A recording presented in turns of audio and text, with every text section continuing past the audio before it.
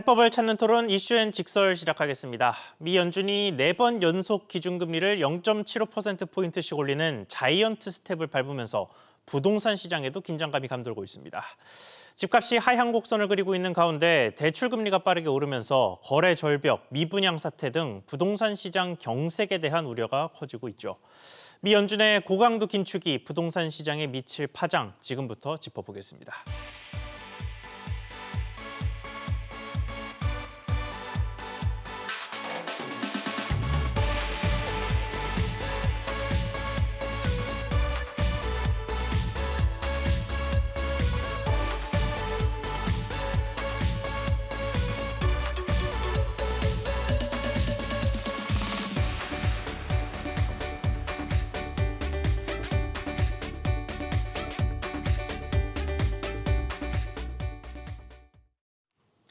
그러면 오늘 함께 해주실 세 분 소개하겠습니다. 서울디지털대 부동산학과 김준환 교수, 대한건설정책연구원 이은영 연구위원, 그리고 도시화경제 손승현 대표 나오셨습니다. 안녕하십니까? 안녕하세요. 안녕하세요. 네, 일단 기준금리 얘기 자체는 요 며칠 동안 굉장히 많이 했으니까 바로 대출금리 이야기로 넘어가 보겠습니다. 주택담보대출이 빠르게 오르면서 현재 금리 상단이 7% 중반까지 올랐습니다. 이런 상황에서 미 연준은 상당 기간 동안 금리 인상 기조를 유지할 것이다 이렇게 시사를 했죠. 그래서 우리 한국은행도 이 금리를 따라가야 하는 상황이 되니까 기준금리가 작게 오를 것 같지는 않은 상태인데 먼저 김준환 교수님, 그러면 주택담보대출 금리가 연말쯤에 혹은 내년쯤에는 10%까지 올라갈 거다 이런 식의 전망까지도 나오고 있더라고요. 현실성이 있다고 보십니까? 10%까지는 좀 약간 좀 어려울 것 같지만 네. 실제로 이제 미국에서 금리 한번 인상을 하면은 한국의 대출 금리가 최소 0.5에서 1% 정도 상승을 합니다. 그럼 지금 현재 5%에서 최저 5%에서 최고 한 7.5% 사이인데 예. 이번에 이제 올렸으니까 최소 6%에서 이제 8.5% 선까지는 간다. 그럼 최고는 연말 기준으로 한 8.5%까지는 무난히 갈 거라고 생각을 합니다. 근데 여기서 중요한 것은 이제 이 금리가 1% 오를 때마다 이 대출 이자가 굉장히 높게 이제 부담이 된다는 거예요. 그렇죠. 그러니까 보통 저 같은 경우에도 한 2%대 정도의 이제 대출을 받고 이제 집을 샀었는데 지금 만약에 이제 그때는 만약에 4억을 대출 받아서 월 이자가 100만 원이라 그러면 지금 이제 7% 8%대 지금 대출을 받으신 분들은 물론 이제 작년에 이제 대출 받으신 분들도 이제 변동금리를 할 경우에 이제 금리 부담이 되는데 그런 경우에는 한 250만 원 저는 겁니다. 그래서 네. 한 2.5배 정도 이자에 대한 부담이 생기기 때문에 오히려 이제 이런 대출 이자 부분의 부담이 증가하는 것이 굉장히 큰 문제가 아닌가 이렇게 생각을 합니다. 알겠습니다. 같은 질문을 이은영 연구위원님께도 던져보겠습니다. 그러면 그 실제 대출금리 기준으로 미국의 기준금리의 상단이 내년쯤에는 5%대 중반이 될 것이다 이런 식의 전망이 나오잖아요. 그러면 이 연쇄적으로 작용을 한다고 가정했을 때 실제로 사람들이 은행에 가서 받는 대출금리의 상단은 어디까지 올라갈 거라고 보십니까? 네, 이론적으로는 변동되는 기준금리에 연동돼서 네. 사람들이 실제로 받는 주담대 대출 이자율도 올라갈 것으로 보는 게 맞습니다. 그런데 저희가 여기서 하나 짚어야 되는 것은 현 시점에서 한국과 미국의 기준금리가 약 3%, 4% 정도 되어 있습니다. 네. 그런데 최근 한 12년, 14년 정도 이 정도 기간이 저금리 시기였던 것이지 사실 기준금리 4%, 5%이 정도라는 그 수준이 저희가 처음 겪는 건 아닙니다. 네. 그러니까 역사적으로 높은 수준은 아니죠. 네, 맞습니다. 그러니까 적어도 2000년대 중후반까지도 기준금리 4%, 5% 정도는 이미 있었습니다. 그 때문에 지금은 저희가 저금리 시기가 오래 경험한 뒤에 갑자기 미국이 큰 사전 예고 없이 올해 들어와서 기준금리를 크게 올린 여파가 있기 때문에 여기에 대해서 공포를 좀 느끼고 있지만 실제로 정책을 집행한 입장에서 본다면 이 정도의 기준금리는 과거 20년 정도를 비춰봤을 때 일각에서 체감하는 것처럼 퍼펙트스톰 같이 큰 것은 아닙니다. 그 때문에 미국에서 올해에 이어 내년에도 기준금리를 좀 더 올릴 가능성은 충분히 있다고 보는데요. 다만 이제 한국에서 그 기준금리를 같이 따라 올리고 여기에 대해서 실제로 사람들이 체감하는 대출 금리가 크게 오르게 된다면 한국 정부 정책 당국의 입장에서도 그 여파를 생각해 볼 수밖에 없습니다. 그 때문에 실제로는 그러한 금리 수준이 적용이 되더라도 미국의 기준금리 변동에 즉각 연동하기보다는 가능한 시차를 두고 그 여파를 최소화하면서 따라갈 것으로 볼 수 있습니다. 알겠습니다.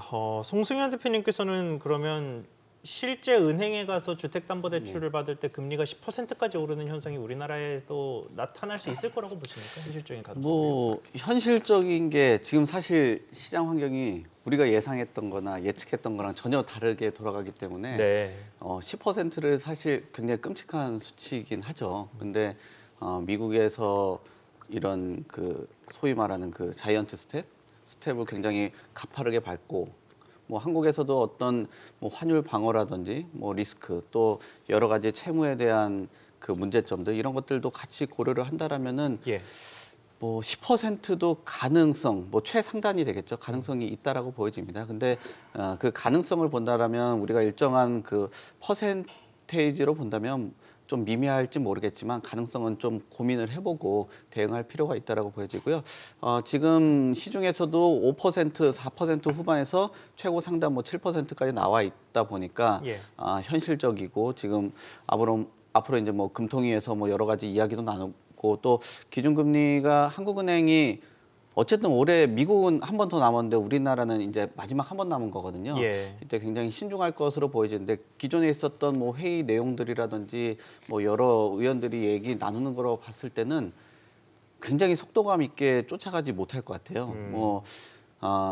미국에서 자이언트 스텝을 밟아서 사실 우리나라도 같이 가야 된다라고 이야기들도 하고는 있지만 지금 뭐 가계부채에 대한 그 문제라든지 뭐 이런 거에 대한 우려들이 있더라고요. 그래서 뭐 제가 최근 들어서는 뭐 금융 쪽에 있는 분들이랑 좀 자리를 했었는데 예. 이 정도 되면은 우리나라가 0.5가 아니라 0.25로 갈 수도 있다. 이제 나 홀로 따로 가야 되는 그런 구조를 지금 갖고 있는 그런 상황까지 뭐 일본하고 비슷하겠죠. 뭐 그런 얘기도 하고 있는데 현실적으로 봤을 때는 미국의 기준금리의 격차를 최대한 줄이면서 가는데 이런 격차 안에서 우리나라가 어쨌든 자금을 조달을 하고 뭐 시장에서 유통되는 그 금리라는 게 존재를 하기 때문에 예. 8%를 넘어서 10%의 가능성도 충분히 열려 있다라고 볼 수가 있을 것 같습니다. 알겠습니다. 이런 가운데 집값은 계속해서 떨어지고 있죠. 이전 정부에서는 무슨 정책을 내놔도 잡히지 않았던 집값이 금리의 힘에 밀려서 빠르게 내려가고 있는 상황입니다. 이런 가운데 한국건설산업연구원에서 내년 전국 집값 전망을 내놨는데 올해보다 2.5% 하락하면서 올해 있었던 하락폭보다 내년의 하락폭이 조금 더 클 것으로 전망을 했습니다. 그러면 실제 집값의 움직임 여부도 세 분께 여쭤보겠습니다. 김 교수님, 숫자로 혹시 주실 수 있을까요? 내년 집값의 하락폭, 뭐 상승할 수도 있기는 하겠습니다만 내년 집값의 변동폭 전망을 어떻게 보십니까? 몇 프로라고도 사실 뭐 제가 얘기하기는 어렵지만 내년도 제가 얼마 전까지만 해도 상반기 정도까지 봤는데요. 예. 지금 추세라면은 내년은 계속 주택 가격이 하락할 가능성이 상당히 높다. 그리고 이제 그 폭은 올해 또는 올해보다 더 높은 폭으로 하락할 가능성도 있다라는 부분입니다. 지금 많이 얘기되는 것이 이제 주택 대출 금리가 이제 상승을 하니까 집값이 떨어지고 있다라고 얘기하는데 저는 이거는 과거 우리가 데이터를 보면 금리가 상승할 시기에 오히려 주택 가격이 큰 폭으로 상승한 경우가 상당히 많았어요. 네. 그건 뭐냐면 아무리 대출 금리가 높아도 주택 가격이 대출 금리의 몇 배가 오르기 때문에 사람들이 부담이 되면서도 실제로 그 대출 금리에 대한 부담을 행복으로 생각하고 있었어요. 근데 네. 지금은 주택 가격이 지금 계속 하락을 하고 떨어지고 있어요. 그리고 앞으로도 오를 것이냐? 아니, 더 떨어질 것이다. 이런 기대감이 시장에서 팽배하고 있습니다. 네. 그래서 신규로 주택을 구입하고자 하는 분들의 생각이 이렇게 확고하기 때문에 실제로 이제 기존에 이제 작년 말에 특히 주택을 사신 분들 같은 경우에는 변동금리 경우는 금리가 굉장히 많이 올랐어요. 3% 4% 그렇겠죠. 올랐는데 굉장히 고통스럽고 또 하나는 이것을 이제 감당하기가 어려울 뿐더러 시장 자체가 결국은 이제 주택을 사고자 하는 사람들은 이제 거의 이제 포기를 하고 있고 팔고자 하는 사람은 팔리지가 않기 때문에 결국은 이러한 이 주택 가격 상승에 대한 기대감이 지금 과거 어느 때보다도 굉장히 최악의 상황입니다. 네. 거기다가 이제 지금 대출 금리가 서서히 높아지기 시작한 거죠. 그래서 우리가 우리 문재인 정부 때 대출 금리가 높다고 얘기한 사람은 한 사람도 없었지 않습니까? 네. 무려 제2금융권을 포함해서 뭐 더 높은 곳에서 자금을 끌어다가 대출을 이자를 내고 집을 산 사람도 많았습니다. 그런데 네. 이번 경우는 굉장히 시장에 대한 가격 하락에 대한 그 심리가 강하기 때문에 여기다가 대출 금리가 이제 1%, 2% 뭐 점점 높아지면서 이제 시장이 거의 이제 패닉 상태에 온 겁니다. 그래서 제가 보기에는 이러한 상황이 개선되지 않는 한은 제가 보기에는 최소 내년 그리고 앞으로 또 몇 년간 더 이런 상황이 또 장기화될까 이런 것들은 좀 지켜봐야 될 것 같습니다. 알겠습니다. 사실 수치, 집값이 얼마나 내려올 것이냐 하는 수치도 중요한 문제이기는 합니다만 시점도 실제 수요자들 입장에서는 굉장히 중요하죠. 언제 자기가 집을 사야 가장 저렴하게 살 수 있을 것이냐 이 부분을 좀 중요하게 생각하시는 분들이 많을 것 같은데 송 대표님 그러면 수치와 함께 네. 언제까지 집값의 하락세가 지속될 것이냐 이 부분도 좀 전망을 해볼까요? 수치는 사실 굉장히 좀 어렵긴 합니다. 근데 예. 일반적인 보고서 보면은 뭐 한 0.5% 정도로 금리가 인상되면은 뭐 한 2에서 한 3% 정도 하락한다라고 보니까 뭐 전체적인 보고서들은 지금 금리 인상 추이에 있는 상황이기 때문에 뭐 2, 3% 정도 하락은 예상되지 않을까라고 생각되고요. 예. 그 중에 가장 큰 변수는 역시 뭐 금리가 될 것 같습니다. 금리가 인상을 하면 금리라는 게 결국은 거래량을 수반을 하게 수요자들의 그 거래량이라든지 또 평균 가격이나 소비자 심리를 움직이는 그런 주요 요인으로 작용을 하는데 지금 금리 인상 추이에 있다 보니까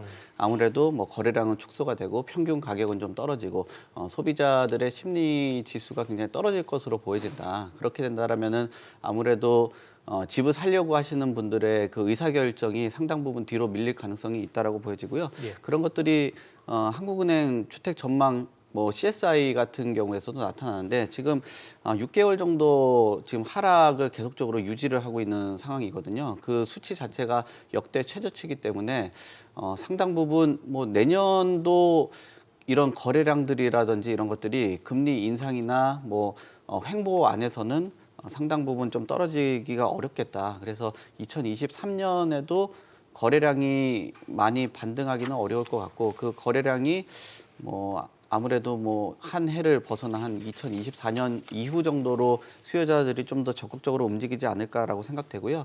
아무래도 지금 몇 년 동안 그 가격 상승을 많이 하다 보니까 집을 살 때 대출에 대한 의존도가 상당 부분 높았어요. 그렇죠. 대출에 대한 의존도가 높다라는 거는 결국 이자에 대한 부담으로 작용을 하는 거고 이런 높은 가격이 일정한 가격으로 조정되지 않는다라고 봤을 때는 결국은 수요자들이 쉽게 좀 움직이기가 좀 어렵겠다라고 보는 게 맞지 않나라고 생각됩니다. 알겠습니다. 연구위원님, 두 분 모두 최소 내년 그리고 그 이후까지도 이어질 수 있다라고 의견을 좀 같이 하신 것 같은데 견해가 어떠십니까? 네, 저도 비슷합니다.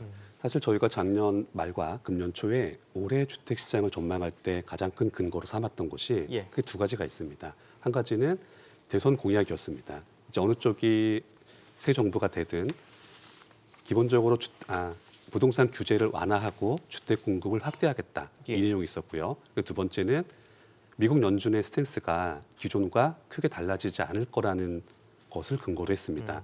그런데 막상 올해가 되니까 두 가지가 다 온나기 시작했습니다. 네. 저희가 지금 정부 정책을 보더라도 실질적으로 부동산 규제가 크게 완화된 부분은 찾기 쉽지 않습니다. 오히려 서울 집값이 더 내려야 한다는 내용들이 좀 더 부각이 되고 있죠. 예. 그리고 미국의 기준금리 것만 하더라도 사실 예상하지 못했던 사안들입니다. 왜냐하면 저희뿐이 아니라 부동산 하락론을 주장하시던 분들조차도 집값 하락의 근거로 미국의 갑작스러운 기준금리 인상이 아니라 상승률이 둔화되었다든가 뭐 이런 식의 근거를 댔었기 때문에 예. 사실 어느 쪽이건 예상했던 변수는 아니었습니다. 자, 이렇게 되니까 일반 실수요자 입장에서는 원래 대출이 쉽지 않았죠. DSR 차주 규제가 올해부터 강화가 됐고 예. 대출이 원래 쉽지 않은 것이었는데 여기에 더해서 이자 부담까지 고민을 하게 된 겁니다. 그리고 일각에서는 이때에 맞춰서 앞으로 집값이 하락할 것이다, 뭐 장기 추세다 이런 의견까지 내고 있습니다. 이렇게 되면 자금 조달이 쉽지 않은 분들의 입장에서는 네. 주택 매수 자체를 주저할 수밖에 없게 됩니다. 그렇죠. 자, 이렇게 되니까 실제로 현실에 반영되는 것들이 주택 청약률이 내려간다든가 아니면 주택 매매 건수는 최근 몇 년간 늘 쭉 감소했었는데 작년과 비교해서 올해에는 더 크게 감소한 양상이 실제로 발생을 하고 있습니다. 자, 이 상황에서 내년의 집값이 어떻게 될 것이냐라는 것을 판단하게 된다면 지금까지 말씀드렸던 외부 환경 요인들을 감안할 수밖에 없습니다. 예. 만약에 이러한 요소들이 그대로 유지가 된다면 주택 매수 자체가 더 침체될 것이기 때문에 어쩌다가 한 건 거래는 발생하겠지만 그 한 건의 거래가 뭐 신고가든 신저가든 이렇게 될 것이고요. 만약에 정부가 규제 완화를 예단했던 대로 실제로 그런 식의 크게 변화가 발생하게 된다면 예. 그리고 기준금리에 있어서도 이제 사람들이 예상할 수 있는 범위 내에 즉 금리가 더 오르거나 변동을 하더라도 이 정도에서는 벗어나지 않겠다라고 확신을 가질 수 있게 된다면 그때부터는 좀 더 매매가 활성화될 가능성이 있습니다. 하지만 이런 것들이 전제되지 않는 상황에서는 거래 자체가 더 침체될 수밖에 없기 때문에 가격에 대해서는 역시 크게 상승을 바라보기 어려울 것 같습니다. 하지만 여기서도 주의할 것은 전체를 일반화하는 것은 또 맞지가 않는다는 겁니다. 네. 그 와중에서도 사람들의 선호나 수요가 몰리는 지역은 아무래도 가격을 일정 수준 버텨낼 가능성이 높습니다.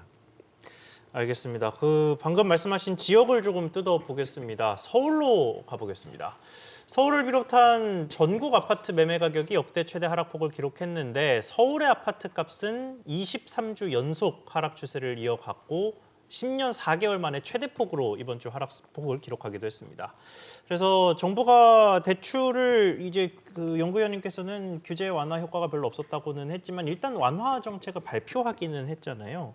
그러면 이게 규제가 나왔는데도 그 주에 오히려 역대 최고폭의 감소세를 보였다는 게 좀 의아한데 이번에 송 대표님께 먼저 여쭙겠습니다. 정부 정책이 효과를 발휘하지 못했다 이렇게 평가를 해야 될까요? 일단 정부 정책에 관련돼서는 뭐 다양한 연구에서도 나오는데 굉장히 시차를 두고 존재를 합니다. 네. 특히나 집값이 올라갈 때는 민감하게 반응을 하고 집값이 내려갈 때는 굉장히 둔하게 반응을 합니다. 그 중에서도 상당 부분 서울하고 수도권 같은 경우가 좀 더 민감하게 작용을 하거든요.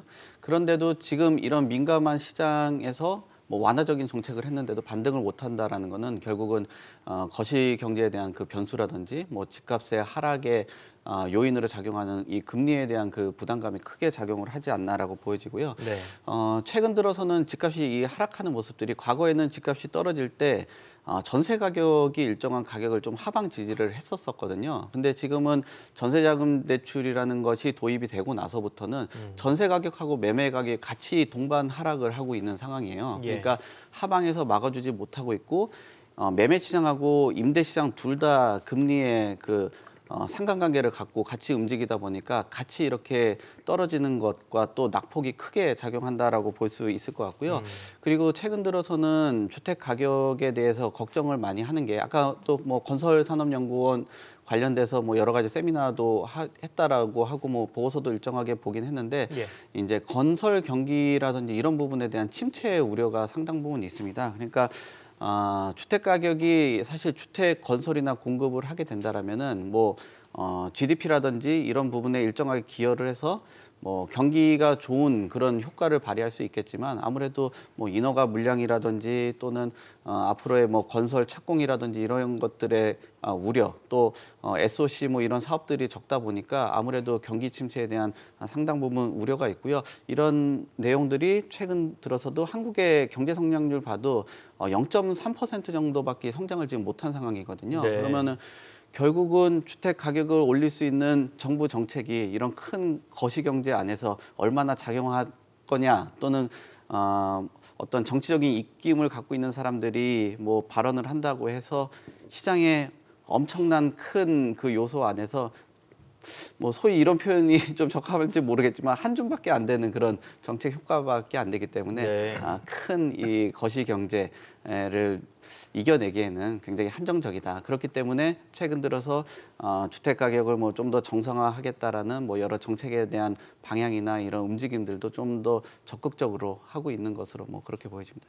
알겠습니다. 두 분 다 현재까지 나온 정책에 대해서는 그렇게 큰 효과를 보지 못할 것으로 보고 계시는데 교수님께서는 정책이 실제 시장에서 효과를 발휘하는데 시간이 좀 더 필요하다고 보시는 입장인가요? 아니면은 이 정책이 결국은 그렇게 큰 효과를 발휘하지 못할 것이다라고 보시나요? 과거에 우리가 사례를 살펴보면 부동산 정책, 뭐 규제 정책을 정부가 강하게 내놓는다 그래서 주택 가격이 안정되거나 무슨 뭐 여러 가지 부양 정책을 내놓는다 그래서 주택 가격이 뭐 바로 반등을 하거나 이런 경우는 사실 상승 없었습니다. 국면이든 예. 하락 국면이든 정책이 바로 효과를 미치지는 그러니까 않는다. 정책하고 우리나라의 그 주택 가격하고는 제가 보기에는 언밸런스하게 맞지는 않은 것 같아요. 네. 솔직히 예, 상황을 보면 전문가들이 예측하는 어떻게 예측하고 있는지 모르겠지만 그리고 이제 특히 이제 대출 규제 같은 경우는 더더욱 이제 대출 규제 금리 이런 정책을 썼을 때 부동산 가격에 어떤 영향을 미친다라는 부분은 굉장히 미비하기 때문에 제가 보기에는 이번 이러한 대출 규제 완화 정책이 가격에 큰 영향을 미칠 거라고는 생각하지 않습니다. 네. 근데 여기서 중요한 것은 지금 현재의 주택 가격이 하락하는 이런 추세인데 지금 보면은 이제 서울 지역 특히 이제 좀 가격이 높은 지역들이 그 선행해서 하락을 하고 가격폭이 네. 크면서 그다음 수도권, 지방 이런 순으로 지금 가고 있어요. 근데 이게 우리나라 지금 상황이 꼭 일본하고 맞지는 않지만 일본이 이제 가격 하락이 시작하는 진입기에 보면은 이런 현상이 나타났어요. 그러니까 굉장히 도쿄 중심이라든가 가격이 비싼 지역 먼저 이제 가격이 떨어지고 네. 그 다음에 이제 점점 이제 떨어지는데 하락폭이 비싼 지역이 이제 하락폭이 크는 그 이후에 이제는 이제 반등을 이제 하는 지역이 있고 안 하는 지역으로 바뀌었지만 제가 이렇게 조심스럽게 봤을 때는 이제 가격 하락 진입에 이제 처음 구간이 아닌가라는 생각이 들어요. 물론 이것이 이제 얼마나 길게 갈지 모르겠지만 그래서 그렇게 봤을 때는 이러한 이제 가격 하락에 진입하기 시작한 시장에 있어서 정부가 대책을 내놓는다고 해서 이런 그 정책의 효과가 크게 나기는 좀 어려울 것 같고요. 그래서 제가 보기에는 무리하게 대출 규제를 하는 것보다는 차라리 시장을 좀 지켜보고 만약에 대출 규제를 완화해서 지금 이제 많은 추가적으로 개인이 대출을 더 늘려나간다면 이게 향후에 주택 가격이 좀 중장기적으로 하락할 경우에는 개인이 이제 파산할 가능성이 상당히 높다. 네. 개인이 파산하는 건 거기서 끝나는 게 아니라 결국은 금융권의 부실이 이어지기 그렇죠. 때문에 이러한 무리한 그 단기적인 대출 규제는 좀 정부가 지켜보고 좀 판단해 가는 게 맞지 않나 이렇게 생각을 합니다. 알겠습니다. 서울 부동산 이야기를 조금 더 해보겠습니다. 이 강남 재건축의 상징이라고 불리는 은마 아파트 매매가가 2년 전 가격 수준인 20억 원 아래로 떨어졌습니다. 뭐 집값이 다 떨어지고 있으니까 은마 아파트도 떨어질 수 있는 것 아니냐 하시겠지만 은마 아파트는 얼마 전에 서울시 정비계획안 심의를 통과해서 본격적인 재건축을 시작할 수 있게 됐습니다. 그러니까 오랫동안 첫삽도 뜨지 못하고 있던 은마 아파트에서는 굉장히 큰 호재가 터진 셈인데 그럼에도 불구하고 가격이 떨어졌습니다. 이 가격 시세와 관련된 이야기를 좀 해보겠습니다. 연구위원님, 이게 20억 원 아래로 떨어졌다는 게 굉장히 좀 하필 가격도 20억 원 선이 있었다 보니까 좀 상징적인 사건처럼 받아들여졌는데 이거를 그냥 급매물 하나가 거래되면서 나오는 뭐 통계적으로 봤을 때 예외적인 가격이 등장한 거라고 봐야 될지 아니면 재건축 호재를 뚫고서도 가격이 하락하는 거를 막을 수 없었다는 의미로 봐야 할지 어떤 쪽에 더 가깝게 생각하시는지 궁금합니다. 사실 둘 다 가능합니다. 왜냐하면 재건축 아파트의 가치라고 하는 것은 미래 시점의 가치를 미리 반영을 하는 겁니다. 그렇죠. 그러니까 낡은 아파트를 새로 부수고 새 아파트를 만들었을 때 이것이 얼마가 될 것이냐 이걸 감안해서 책정이 되는 겁니다. 그런데 은마 같은 경우에는 그동안 재건축이 좀 어려웠었죠. 그리고 최근에 통과한 것이 도시계획심의에서 35층으로 설계안이 통과한 겁니다. 네. 그런데 이제 하나의 여기서 관건은 사실 은마가 35층으로 그대로 진행을 하겠다라고 한다면 재건축이 완료되는 날짜가 좀 더 가까워질 수 있습니다. 하지만 35층으로 통과한 이후에도 해당 아파트의 추진위원회 입장은 향후에 다시 변경 심의를 통해서 49층으로 재건축을 추진하겠다는 것입니다. 자, 이렇게 된다면 외부에서 볼 때는 이분들은 지금 당장 빨리 35층으로 하기보다는 일단 도시계획 심의를 통과한 다음에 본래 추진하던 계획인 49층을 희망하겠다라는 내용이 됩니다. 네. 자, 이렇게 되면 향후에 실제 그것이 언제 통과할지는 좀 미지수일 수밖에 없습니다. 그렇겠네요. 때문에 미래 가치의 실현 시점이 좀 더 불확실해지게 되는 거고요. 또 그리고 또 하나는 최근에 우리가 지금까지 얘기했던 기준금리 얘기가 있습니다. 재건축 사업을 하기 위해서는 자금을 조달하고 이것을 가지고 사업을 진행해야 되는데 지금 금리가 오르면서 음마뿐이 아니라 전국의 정비 사업지들이 모두 타격을 받고 있습니다. 자, 이렇게 된다면 음마에서 실거주하는 분들은 그냥 사셔도 될 겁니다. 그리고 아마 예전에 좀 더 저렴한 가격에 매입하신 분들은 지금 파시고 그 금액으로 다른 좀 더 좋은 주거 환경으로 옮기셔도 무방할 겁니다. 예. 하지만 이제 이것을 투자로 갖고 계시다든가 이런 분들 같은 경우에는 본인이 넣어놓고 있는 투자금이 너무 오래 묶이게 될 수 있습니다. 그렇게 된다면 자연스럽게 종전에 좀 더 높게 책정됐던 가격보다는 현 시점에서 거래되는 가격이 좀 더 떨어질 수 있습니다. 알겠습니다. 송 대표님께도 같은 질문 던지겠습니다. 음아파트 20억 원이 무너진 사건 좀 어떻게 보셨습니까? 저는 오늘은 모르겠는데 한 몇 주 전에 확인을 했더니 그 매물 정보 업체에서는 한 18억 선도 나와 있는 것도 확인도 했거든요. 네. 그러니까 굉장히 뭐랄까 이 음아파트의 어떤 상품성으로 봐야 되겠죠. 그게 굉장히 떨어졌다라고 보여지고요. 왜냐하면 첫 번째로 보면은 이 음아파트의 기본적으로 봤을 때 일반 분양 물량이 굉장히 적어요. 결국은 일반 분양 물량을 가지고 사업비 조달을 해줘야 되는데 예. 일반 분양이 결국은 주변의 시세하고 연동을 해줘야 되는데 주변 시세도 지금 조정을 받고 있고요. 그다음에 절차 안에서도 사실 굉장히 앞단에 지금 수준밖에 안 돼 있는 상황이기 때문에 이 장기간 사업 안에서는 상당 부분 너무 그 초기 사업 단계다. 그리고 최근에 뭐 잠실 주공 5단지 같은 경우도 어떤 심의를 통과하고 50층에 대한 높이도 뭐 통과도 하고 뭐 여러 가지 얘기들이 있었긴 한데 거기도 사실 지금 가격을 힘을 못 받고 있거든요. 네. 결국은 시장 안에서는 상품성이 굉장히 떨어진다라고 보여지는 환경이라고 보여지고요. 아무리 절차를 통과를 했다라고 해도 주변에 그 경제성 같은 것도 같이 검토를 해봐야 되는 거고 또 최근 들어서 이런 그 재건축을 좀 더 활성화하기 위해서 뭐 재건축 초과이익 환수에 대한 뭐 시점이라든지 부과 금액이라든지 이런 부분도 상당 부분 완화를 해줬어요. 그럼에도 불구하고 앞에서 가격이 빠졌긴 해도 뒤에 있는 뭐 원자재 가격 상승이라든지 예. 또는 금리에 대한 이런 부분들 때문에 비용이 상당 부분 높아졌거든요. 결국은 10이라는 숫자를 가지고 7로 만들어 놨지만 뒤로 가면은 이제 13이 되는 거죠. 그러니까 실제 일반 분양을 가지고 사업비를 조달하고 사업을 하고 이런 미래 말씀하신 그 미래 가치까지도 적절하게 그 평가를 하면서 할 수 있겠냐라고 봤을 때는 지금 시장의 환경 안에서는 굉장히 불투명하다라는 거죠. 그리고 이 높은 금액을 사실상 이런 재건축 단지에 묻어두는 것보다 글쎄요, 뭐 지금 시장 안에서 합리적인 뭐 투자자라고 하면은 다른 상품, 뭐 예적금 같은 경우 훨씬 더 높은 수익률을 가지고 있는데 그때 가지고 있고 일정하게 조정을 받고 재진입하는 게 더 좋은 판단이다라고 하시는 분들도 있기 때문에 음마 아파트를 비롯해서 단순히 음마 강남의 이 재건축 단지가 아니라 서울시 안에 전체적으로 있는 지역들 안에 재건축 단지의 상품성이 지금 상황에서 주택가격이 오르는 시장이 아닌 하락 국면에 있는 상황에서는 네. 굉장히 매력적이지 못한 그런 상품으로 전락을 했다라고 보는 게 맞지 않나 생각됩니다.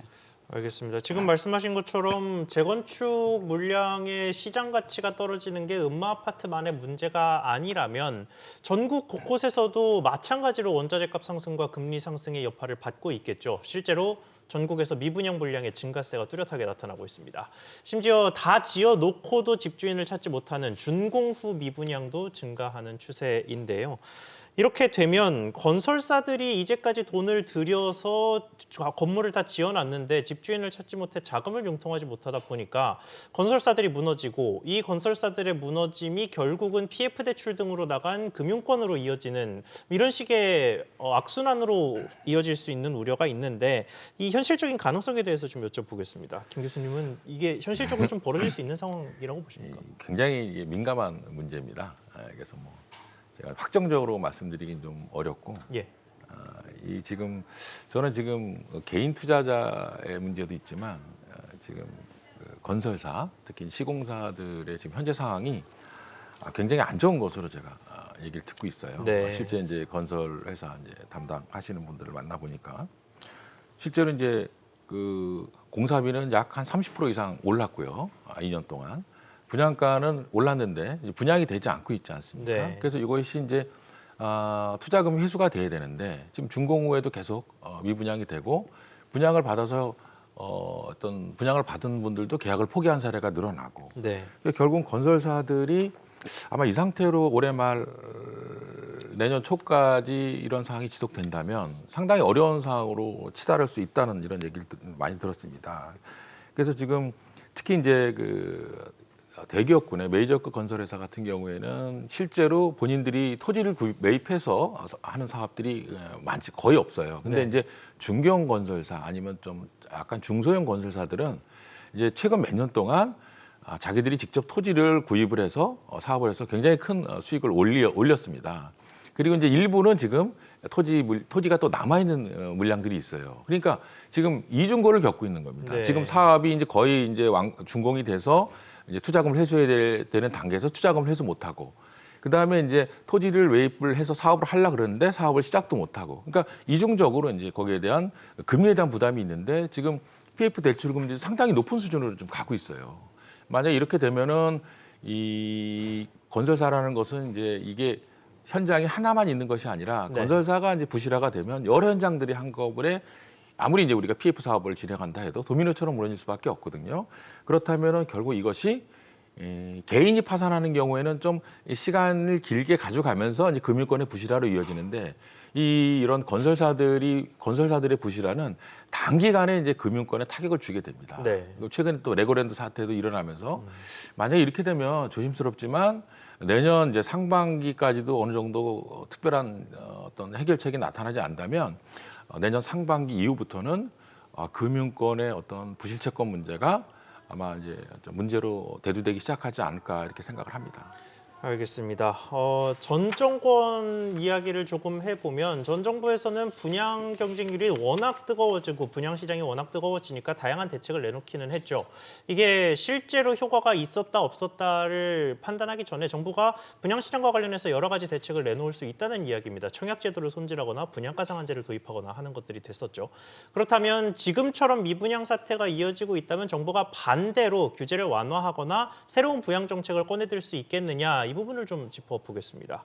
영규 의원님 어떻게 보십니까? 정부가 분양 시장을 좀 문제를 해소하기 위한 정책 카드를 꺼내 들어야 할 시점이 됐다고 보십니까? 네, 사실 그 부분은 두 가지로 나눠서 볼 필요가 있습니다. 네. 첫 번째는 미분양에 대한 것인데요. 자, 저희가 한국 사회가 일반적으로 미분양이라는 단어가 나오게 되면 이거 발생해서는 안 되는 거라든가 큰 문제가 있는 사안이라고 인식이 생겨 있습니다. 네. 그런데 사실 아파트 분양이라고 하는 것은 아파트라는 상품을 파는 입장에서는 가능한 높은 가격을 받는 것이 유리한 것이고요. 그렇죠. 그리고 분양 사업에서도 손익분기점이 있습니다. 예를 들어서 분양하는 아파트가 100채라고 하면 이 중에서 어느 정도까지만 분양이 됐을 때 일단 손익분기점이 나오고 그 다음부터는 순익 구간으로 접어들게 되는 겁니다. 그 때문에 미분양이 일부 발생하는 것에 대해서는 저희가 그렇게 너무 큰 의미를 부여할 필요는 없는 것 같습니다. 네. 그리고 저희 한국이 아무래도 시장 경제이지 않습니까? 그렇죠. 그러니까 시장의 수요에 맡기는 것이죠. 그 때문에 이제 만약 어떤 지역에서 미분양이 발생했다고 하면 그 물량은 해당 지역의 수요에 조금 맞지 않는 겁니다. 뭐 가격이라든가 입지라든가 이런 것들을 볼 수가 있죠. 네. 때문에 그 다음에 그 지역에서 다른 분양이 나온다면 지역 수요에 맞춰서 조정이 되거나 아니면 공급이 일시 중단되거나 하는 식으로 자연스럽게 조정이 될 겁니다. 그 때문에 미분양을 정부가 나서서 적극적으로 발생하지 않거나 지원을 해야 되느냐에 대해서는 저는 그게 그렇게 항상 옳은 것이라고는 보기 어려울 것 같습니다. 네. 그래서 정부가 어느 시점에서 건설업이나 기타 분야에 대해서 적극적인 개입을 할 때가 있습니다. 그런 경우에는 이제 단순히 그 산업뿐이 아니라 한국의 전반적인 경기 상황이 문제가 되어서 경기 부양을 위한 방편으로 건설업에 개입하는 경우가 있지만 단순하게 지금 다른 내용이 아니라 건설업만 한정을 해서 그리고 주택시장만 한정을 해서 정부가 앞장서서 개입을 해야 하느냐라는 것은 저희가 조금 더 논의해 볼 필요가 있습니다. 알겠습니다. 그러면 송 대표님께도 같은 질문을 던지겠습니다. 정부가 미분양을 해소하기 위한 정책적 노력을 해야 할 시점이 됐다고 보십니까? 뭐 노력보다도 어떤 그 분양이라는 거는 결국 내 보내줘야 되는데 받아줄 사람들이 있으려면은 수요를 너무 억눌렀던 거는 좀 풀어줄 필요가 있다라고 보여집니다. 그러니까 네. 그 안에는 보통들은 이제 어떤 규제를 하게 된다라면은 뭐 거래에 대한 규제가 있고요, 또 금융에 대한 거래가 있고 또 세금적인 거래가 있잖아요. 그러니까 세금적인 부분에 대해서는 사실 우리가 뭐 그 전 정부 때도 그렇고 현재도 그렇고 뭐 거래에 대한 활성화에 대해서 논의가 많았었거든요. 네. 그러니까 거래 활성화를 하기 위해서는 거래세, 그러니까 우리가 처음에 진입을 할 수 있는 뭐 취득에 대한 그 세금 같은 경우는 일정하게 허들의 높이를 좀 낮춰줄 필요가 있지 않나라고 보여지고요. 그다음에 분양을 하게 되면서 자금 조달에 대해서 굉장히 걱정들을 많이 하다 보니까 일정한 글쎄요, 뭐 그 소득이 받쳐줄 수 있는 분들 같은 경우는 일정한 범위 안에서 지금 대출 금리가 높기 때문에 합리적인 선택을 할 거라고 보여집니다. 네. 그래서 수요자들에게 너무 방임이 아닌 선택권을 조금 더 기회를 조금 더 넓힐 수 있는 비율 조정들은 어느 정도 이번에 했기 때문에 그런 부분에 대해서는 도움이 될 것 같고요. 또 최근 들어서 주택이라는 거는 또 순환을 하는 그런 형태가 되거든요. 네. 그러니까 분양을 받거나 또 다른 사람들이 재취득을 하기 위해서는 어떤 가구원들이 좀 더 다양하게 주택을 매입할 수 있고 또 주택을 매도를 하고 또 이사를 갈 수 있는 환경들을 갖춰주는 게 맞다라고 보여집니다. 그런 부분에 있어서는 세금적인 부분에서 어떻게 보면은 소위 진짜 이게 뭐 정상화 과정이라고 볼 수가 있겠죠. 또 선진국들이 하는 그런 거래 활성화를 할 수 있는 상황. 그러니까 맨 처음에 그 취득세에 대한 부분들, 요 부분의 허들의 높이를 좀 낮춰줄 필요가 있다고 보여집니다. 알겠습니다. 자, 그러면 마지막으로 거의 대다수의 전문가들이 지금 가지고 있는 정부 규제 중에 부동산 시장이 완화, 연착륙으로 돌아서지 못하는 가장 큰 규제로 꼽고 있는 DSR 규제 관련 이야기를 좀 해보겠습니다. 교수님, DSR 규제의 완화가 필요할까요? 저는 이제 제가 금융 전문가는 아닌데 네. 이 DSR 규제를 풀을 거에 대해서는 저는 강력히 반대를 합니다. 네. 왜냐하면 DSR이라는 것이 개인이 이제 부채를 상환할 수 있는 능력이거든요. 능력인데 이것을 넘어서서 이제 대출을 해주게 되는 거잖아요. 네. 지금까지가 적절한 그 비율에서 그러면 이게 이제 시장 경기가 좋고 뭐 주택 가격도 오르고 이런 상황에서는 큰 무리가 없는데 지금처럼 주택 가격도 좀 떨어지고 여러 가지 경제도 지금 상당 뭐 이렇게 좀 약간 하향화되는 이런 추세에서 이 DSR을 풀어주게 된다면 이것이 이제 개인이 만약에 이 DSR이 풀어줌으로써 주택 구입하기 위해서 여러 가지 대출을 추가적으로 늘려 나간다면 이것이 향후 1년, 2년 후에 이 어떤 뭐 폭탄으로 다가올 수가 있는 거예요. 네. 그래서 지금은 일단은 풀어줄 시점이 전혀 아니다라고 보고요. 차라리 저는 LTV는 괜찮다고 생각해요. 네. LTV는 일본 같은 경우도 보통 한 60% 전후거든요. 그럼 굉장히 안정적인 어떤 부분이기 때문에 실제로 대출을 다 60%까지 받는 분들은 많지가 않아요. 뭐 80%까지도 해주고 있는데, 그러니까 LTV는 괜찮다고 봐요. 왜냐하면 담보가 있기 때문에. 근데 DSR이라는 것은 실제로 이런 부분에서 여러 가지 이제 주택을 구입하면 다주택을 가져가거나 하면서 자기가 이제 상환할 수 있는 어떤 최대의 그 능력을 넘어섰기 때문에 실제로는 금리가 계속 오른 경우에는 금리 자체도 우리가 은행에 지불을 하지 못하는 이래서 개인이 이제 파산하는 이런 그 비율이 늘어날 가능성이 있습니다. 그래서 저는 이 DSR이라는 것은 현 시점에서 어느 정도 경기가 회복되고 주택 시장이 어느 정도 회복되는 시점에서 할 얘기지 현 시점에서 특히 당분간은 DSR 규제 완화에 대해서는 가급적 언급하지 않는 것이 타당하지 않은가 이렇게 생각을 합니다. 알겠습니다. 결국 DSR 규제를 완화하느냐 마느냐는 선택의 문제인 것 같습니다. 한쪽에는 부동산 시장의 추락이 있고 다른 한쪽에는 가계부채 부실의 문제가 있겠죠. 둘 중에 어느 쪽에 문제가 생겼을 때 파장이 더 크다고 생각하는지 그리고 현 시점이 과연 어느 쪽에서 문제가 생길 가능성이 더 높다고 판단하느냐에 따라서 DSR 규제에도 변동이 생기거나 생기지 않거나 할 겁니다. 그러면 연구위원님께도 여쭤보겠습니다. 지금 이 DSR 규제를 손질할 만한 정책적인 시점이 됐다고 보십니까? 네, 저는 그것도 고민할 시점이라고 생각합니다. 네. 왜냐하면 지금 실행되고 있는 DSR 차주 규제의 배경을 좀 볼 필요가 있습니다. 저희가 작년을 생각해 보시면 작년에 연중반쯤에 대국민 담화도 한 번 있었고 이제 하반기 들어가면서부터는 가계대출 총량제 때문에 전세자금 대출이 막힌 그런 논란들이 좀 있었습니다. 그러던 와중에 이제 선거를 앞두고 본래 DSR 차주 규제가 실행되기로 했던 시점보다 좀 빨리 당겨서 실행을 했죠. 그랬죠. 올해 1월 1일부터였나요? 빨리 실행을 했습니다. 자, 이렇게 된다면 기본적으로 이 제도는 대출을 좀 더 강화하기 위한 겁니다. 그러니까 이제 주택 거래에는 더 악영향을 미치겠죠. 그러니까 주택 거래를 좀 억누르기 위해서 좀 더 빨리 실행된 제도라고 할 수 있습니다. 예. 자, 그 때문에 지금 시점에서는 특히 지금은 부동산 규제의 완화, 정상화가 정책 목표 중에 하나로 제시된 해이기 때문에 DSR 차주 규제를 당장 뭐 폐지하거나 이렇다기보다는 이 부분의 완화를 어떻게 할 것인가라는 것도 한 번쯤은 고민해 볼 필요가 있습니다. 그리고 DSR 규제가 아니더라도 사실 작년까지도 주택담보대출을 나갈 때 그 빌리는 사람의 신용도 같은 거는 다 고려가 됐습니다. 그래서 그런 부분이 좀 더 강화된 것이 DSR이기 때문에 예. 저희가 지금 시점에서는 한 번쯤은 고민해 볼 만한 사안이라고 할 수 있습니다. 네, 알겠습니다. 마지막으로 대표님께 짧게 다른 질문 하나 드리겠습니다. 네. 최근에 좀 신기했던 통계가 하나 있었어요. 시장이 거래 절벽이다 이런 이야기가 들릴 정도로 말랐는데 2030 젊은 세대들이 서울에서 집을 산다 이런 얘기가 있더라고요. 이 부분 짧게 한번 짚어보고 마무리하시죠. 저는 별로 재미없던데요.